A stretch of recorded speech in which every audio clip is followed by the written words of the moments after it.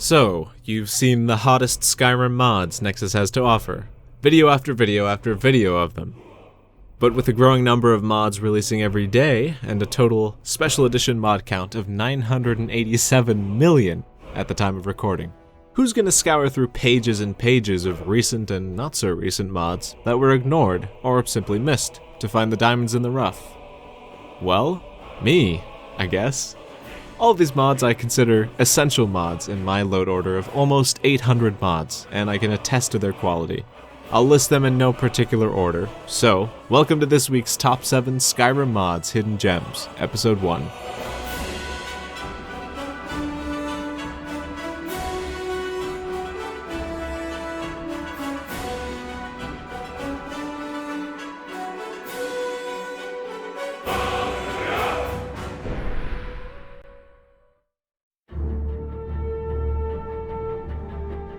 Let's start at the first hidden gem, and a mod that solves what I now realize is a major problem with the vanilla game. Hidden Dark Brotherhood Sanctuary entrances. A newer mod, but still with only 4,000 downloads. This mod obscures the black doors of the Dark Brotherhood sanctuaries from the eyes of the public. The Falkreath Sanctuary now has a hidden stone door covering the entrance, which can be opened by activating a secret button. However, the Dawnstar Sanctuary, being so open, needed a bit of a heftier disguise. This very cool fishing shack fills that role. And inside, everything looks in order, but you may notice an unsettling noise coming from behind the cupboard. Before, any traveler along the coast near Dawnstar could easily learn the location of the Dark Brotherhood.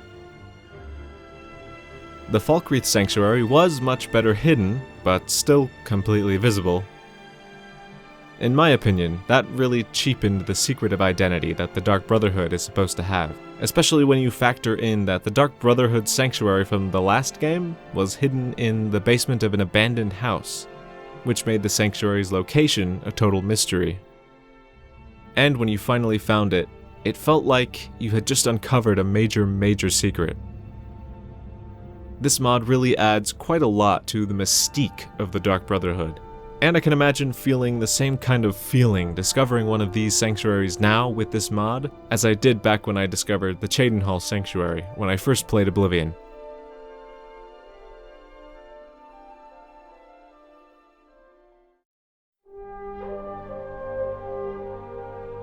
Next up, a mod I am very passionate about. Elizabeth's Tower Azura Shrine SE, with 25,000 downloads. Simply put, this mod doubles the size of the Shrine of Azura. What I love about this mod is how meaningful a change it makes in your game, while literally changing very little. In my opinion, the importance of visual landmarks in an open-world game is huge. Sure, you can just use waypoints and quest markers to navigate and orient yourself on the map, but a physical landmark just adds so much to the world by breaking up the monotony of the landscape. Landmarks also offer, of course, unique points of interest to visit, and they extend your immersion by allowing you to engross yourself in the mysteriousness and the fantastical nature of the world. With the statue being this huge, you can see it from all over the north side of Skyrim. It truly complements the exploration and feeling of adventure in the game.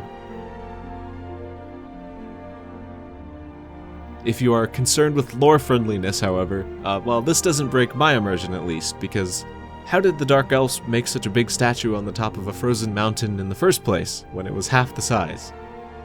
I have no clue.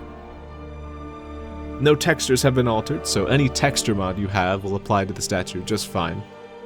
I just wish there were some decent mods that added a few other landmarks across Skyrim.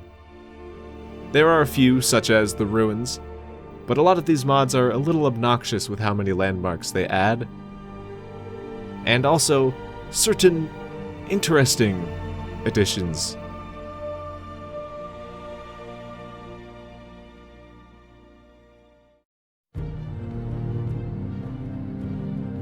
Our third mod adds an interesting new automatic mechanic to the game. This is Auto Move.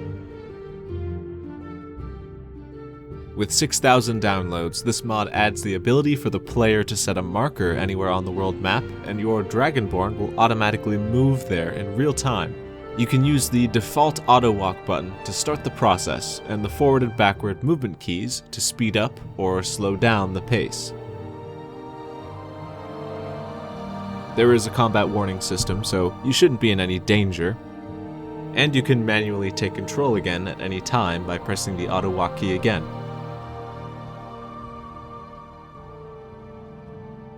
Whether you're looking to record some videos, do some role-playing, or just grab a coffee while you play, you can send your Dragonborn on their own journey as they fast travel in real time.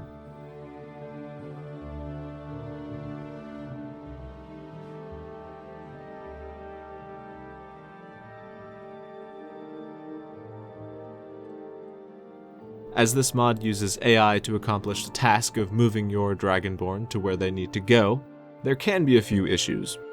But overall, this is a very unique mod that may have a place in your load order.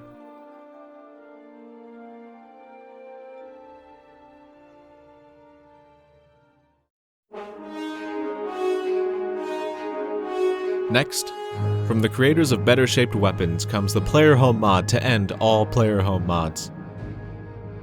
I am of course talking about AEMER'S Refuge.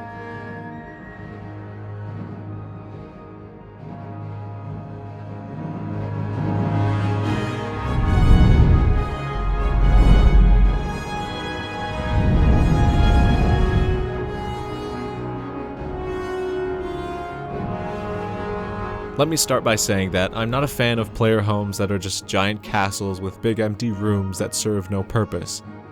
Nor am I fond of vast museum-like homes that are filled to the brim with clutter. And that's why this one is different. Each room is carefully put together to blend the pragmatic with the mystical. The ancient stone walls house all the amenities a great Dragonborn would need. Enchanting and alchemy tables, smithing equipment, bathhouse, a follower bedroom, a secret vault, and it also includes ample auto-sorting storage and item displays, and does them in a tasteful way.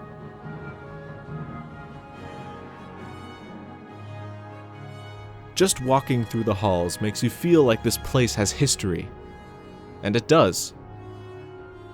Once owned by the legendary Dragonborn, AEMER, he and his companion settled here. When AEMER died, his companion's spirit remained in the refuge to watch over it. And she'll even help you should you gain access to the place.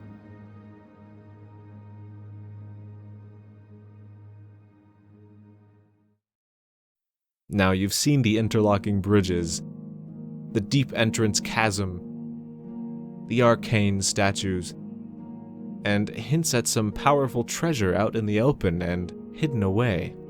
But the most unique and standout feature of the Refuge is the teleport tower at the highest point in the player home. This will allow you to teleport using ancient magics to various locations across Skyrim, including the 5 player homes, the Archmage's chambers, both Dark Brotherhood sanctuaries, Skyhaven Temple, High Hrothgar, and the Ragged Flagon.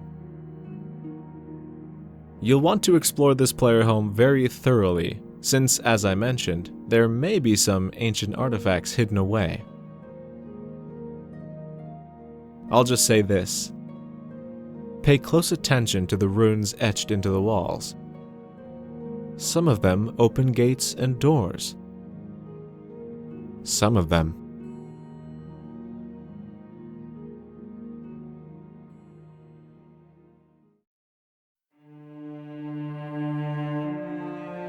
For our 5th mod, we have something that will add some flavor to your landscapes. I'm talking about Bent Pines 2, with 100,000 downloads. Now, this mod isn't exactly unknown with that amount of downloads, but in my opinion, it still has received far less attention than it deserves. Adding tens of these massive pine trees to specific locations across the Whiterun tundra and other areas around the world of Skyrim, beautiful, picturesque views can be found really anywhere. Even after having this mod installed for months, I still take moments to stop and stare at these trees in the distance to appreciate the beauty they add to the land. As yet another example of a mod that actually changes very little in the world, it only just adds a few trees after all, the visual impact is actually massive and completely changes the feeling of the Whiterun Plains. Like the Elizabeth's Tower mod, this one helps the open world feel more explorable by adding physical landmarks in the world.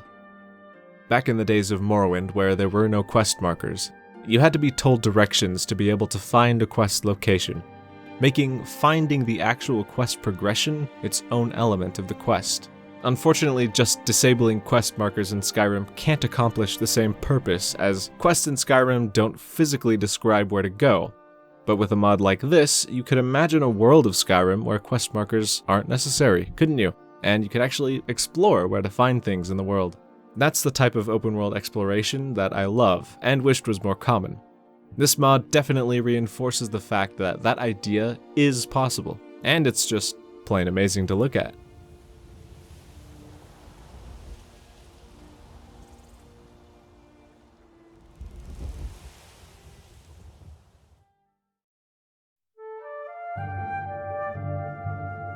Second to last is a mod that I would consider absolutely vital to roleplayers. Say you're an evil, sneaky character looking to expand your stealth and archery skills. Well, you happen to come across a giant attacking right outside of Whiterun, and you send an arrow flying its way. A hostile giant is a threat to you too, after all. Well, as you go to loot it, suddenly you're approached by a woman talking about her organization of an honorable band of warriors. An order of warriors. And blah blah blah blah blah. Long story short, to you that's a total waste of time. And yet, the quest to join the companions will stay in your quest journal from that moment to the end of time. The vanilla game has a big problem where you can get overloaded on quests very quickly. But an even bigger problem that hurts role-playing is that some quests literally cannot be refused.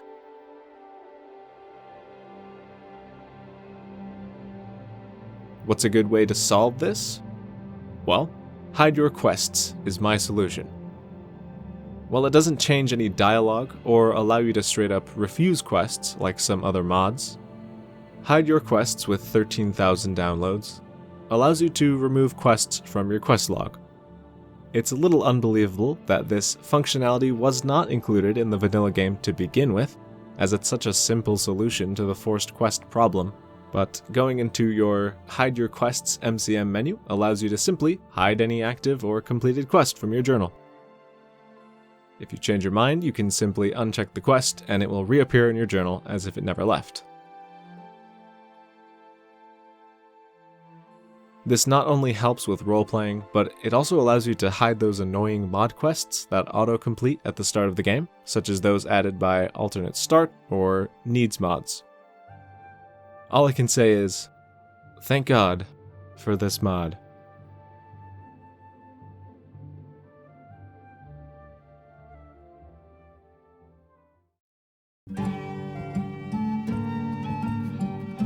And finally, a little mod for the Beast Race players among you. Masque of Clavicus Vial for Beast Races SE, with 2,000 downloads. I never really thought about it, but how exactly do Khajiit and Argonians cram their faces into regular helmets? Well, now with Clavicus Vial's Daedric artifact, at least, they don't have to. I really love the designs of the masks for each beast race. Playing a beast race in Skyrim never feels quite as special as I think it should. For example, how it did in Morrowind with the beast-like lower legs and feet. This mod makes each one feel unique, with a special shape and an adaptation of the design to match the facial features of both Argonians and Khajiit. The Khajiit mask is definitely my favorite, with the addition of the ears.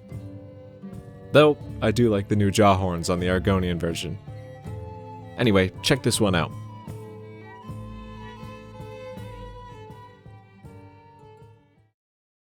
Well, that has been week 1 of Skyrim Mods Hidden Gems. Thanks for watching the video. Subscribe for more hidden gems next week, and stay tuned because my new upcoming series will be all about the absolute best mod combinations to create your own unique builds and stories in the world of Skyrim.